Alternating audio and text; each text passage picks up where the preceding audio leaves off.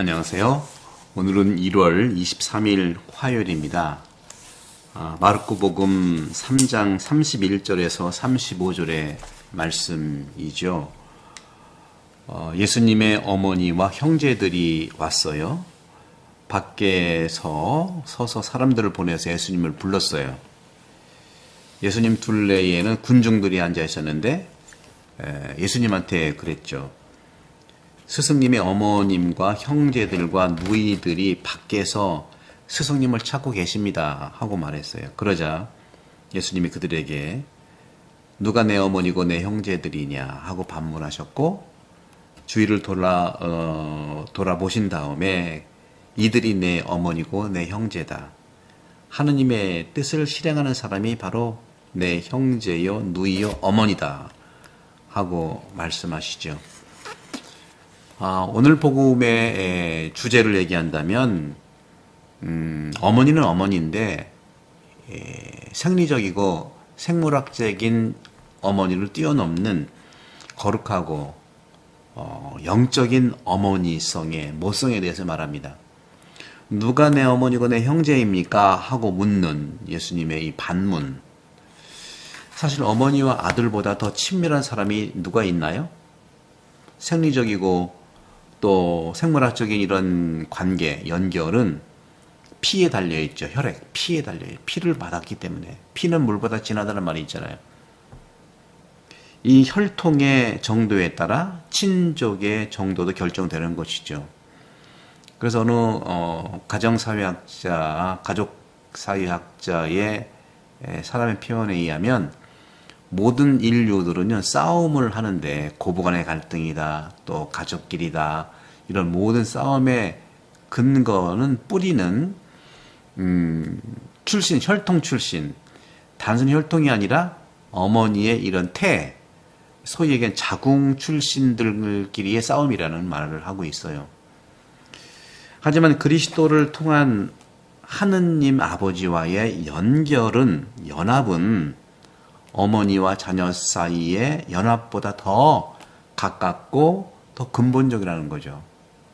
이런 의미에서 우리는 이 질문, 누가 내 어머니고 내 형제들이냐는 이런 질문이 다소 우리가 냉소적으로 들릴 수 있고, 예수님의 질문을 우리가 온전히 이해하기가 참 쉽지는 않지만, 그런 점에서 우리는 영적인 차원에서 알아들을 수 있다는 말씀을 드리고 싶습니다. 그래서 내 어머니, 누가 내 어머니고 내 형제들이냐 하는 이 부분의 질문은 같은 혈통의 가족보다 친족으로서의 제자, 패밀리로서의 제자를 더 선호하는 것을 느낄 수 있어요. 그렇죠? 그래서 이 혈통에서 제자 사이의 가족, 제자 가족, 혈통이 아니죠. 본래 가족을 버리고 자신의 길을 가는 것은, 제자들이 딱 가족을 버렸잖아요. 그죠?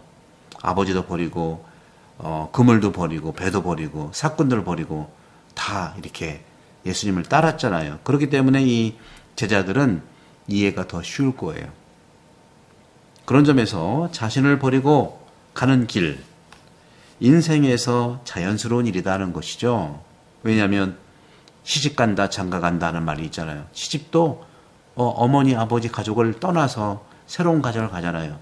남편도 부모님을 떠나서 새로운 가정으로 가잖아요. 요즘에는 핵 가족을 뛰어넘어서 핵 개인의 시대라고까지 얘기를 합니다. 핵 개인.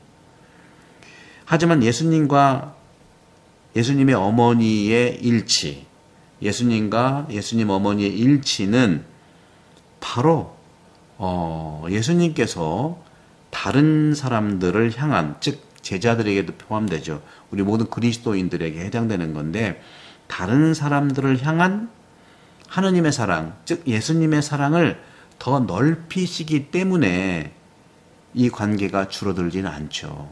박애정신이 아니겠습니까? 가족의 사랑에서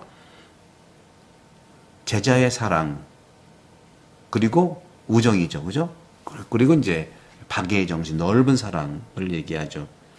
그러면서 주님께서 말씀하세요. 오늘 35절에서, 3장 35절에서 하느님의 뜻을 실행하는 사람은 누구나 바로 내 형제고 누이고 어머니다. 피는 생명의 상징입니다. 피가 없으면 사람은 죽죠. 이것은 모든 생명체에 해당되는 겁니다. 하지만 우리에게 더 높은 수준의 생명, 영적인 생명이 있다는 거예요. 그것은 우리는 창조의 말씀으로 부르심을 받은 존재로서 그렇게 된 거죠.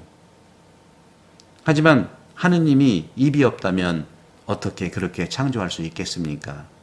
그래서 바실레오 성인은 궁금했어요. 그리고 바실레오 성인은 이렇게 말했습니다. 하느님의 말씀은 이 혀의 진동으로 인한 소리가 아니다. 그럼 뭡니까? 생명이 있도록 하는 것은 모두가 하느님의 뜻에 의한 결정이라는 것이죠. 그래서 하느님은 하늘, 땅, 식물, 동물, 그리고 마지막으로 사람을 창조하셨는데 정말 이 다양한 생물들 사이에 어떤 차이가 있을까요? 그렇게 물어봤는데 차이가 있다는 것이죠. 이건 바실레오 성인이 말씀하신 거예요. 매우 분명하게 차이가 있다.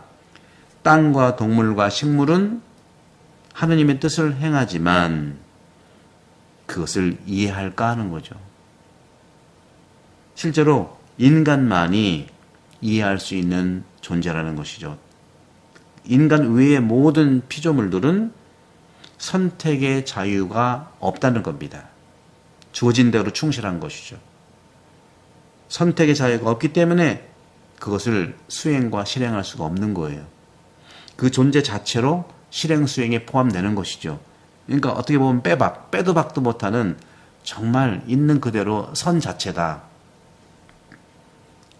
그렇기 때문에 사람이야말로 하느님의 말씀 이해하는 자유롭고 정말 그런 존재로 깨닫지만 오히려 동식물이라든가 동물보다 못하는 경우가 뭐예요? 자유의지가 아니라 자기의 주장만 하기 때문에, 이기주의 때문에 동물보다 못하다고 그래요. 이 동물보다 못한 사람에게는 그런 뜻이죠. 그렇기 때문에 바로 이것은 삼위일체의 거룩함 안에 있는 아들의 이미지입니다. 삼위일체라고 하는 것은요, 바로 예수 그리스도께서 아버지를 완벽하게 이해한다는 거예요. 그리고 아버지에게서 보시는 모든 일을 행한다는 것이죠. 그 때문에 삼위일체의 아버지, 아들, 성령이죠. 따라서 우리가 예수 그리스도 아들을 본받는다면 우리도 역시 아버지와 친밀하고 자녀다운 관계를 맺게 된다는 말씀을 오늘 주님께서는 우리에게 전해주는 것이죠. 그렇기 때문에 예수님의 참된 가족, 예수님의 참된 친척은 누구냐 하는 것이죠. 성인들의 전기에서 이런 부분들을 일부 볼 수가 있는 것이죠. 아주 어떻게 보면은 가족을 떠나는 거, 오늘도 그렇지만 예수님이 제자를 뽑을 때도 가족을 떠나는 걸 얘기하잖아요. 가출하죠. 가족에 대한 어떻게 보면 반항도 하죠. 또 관계의 단절들이 있죠. 저도 사제로 수도자들도 가족과 떨어져 살잖아요. 단절은 아니지만 분리된 삶을 살잖아요. 특히 성 프란치스코의 관계에서 프란치스코 성인과 아버지의 관계가 바로 이런 부분이죠. 격동적인 성 프란치스코와 아버지와의 관계, 이별이 드러나고 있고 아버지에게 옷을 던지는 프란치스코의 그런 행위, 몸짓을 한번 잘 보십시오. 그리스도인은요, 자기 아버지와 어머니를 사랑하고 공경합니다. 당연하죠. 그래서 그리스도인은 모든 사람을 사랑해야 하지만 특히 그리스도인과 가장 가까운 사람들에 대한 우리가 사랑과 의무가 있는 것이죠. 하지만 예외가 있는 것입니다. 어떤 것일까요? 가족과 친척 간의 애정은 바로 하느님께서 우리를 사랑하시는 사랑의 반영이죠. 그렇죠? 그냥 혈액으로만 이루어진 존재라기보단, 그러면 조폭보다 못하잖아요. 조폭은 혈액이 아니라 서로 끈끈한 힘이 있잖아요. 그죠? 따라서 친척 간의 애정은 하느님이 우리를 사랑하시는 사랑의 반영이고, 또 우리는 또 하느님을 사랑하는 거. 그래서 초기 그리스도교의 영성가들은요, 이렇게 말했어요. 우리 지상의 어머니들이 하늘에 계신 어머니, 즉 하느님의 어머니 마리아의 형상을 닮았기 때문에 너무 선하다 하고 그렇게 기록을 하고 있습니다. 이 이미지는 그것이 누구를 대표하는지, 그리고 어느 정도 관련성을 가지고 있는지 정도로 존경받는다는 것이죠. 우리가 그리스도의 형상을 존경하고 그리스도의 이미지를 존경하는 이유는 뭡니까? 그것은 바로 이콘에 나와 있는, 성화에 나와 있는 그리스도를, 그 이미지를, 형상을 존경하는 이유는 그림의 아름다움이 아니잖아요. 뭡니까? 바로 그것은 우리에게 예수님을 생각나게 하기 때문입니다. 누가 내 어머니고 내 형제들이냐? 주님께서 말씀하신 이 참 가족, 누구든지 하느님의 뜻을 실행하는 사람은 내 형제고 누이요 어머니다. 참 가족을 말씀하십니다. 구독, 선교 부탁드리고 또 축복된 하루 되시길 바랍니다. 성부와 성자와 성령께서는 여러분 모두를 강복합니다. 감사합니다. 구독, 선교 부탁해요.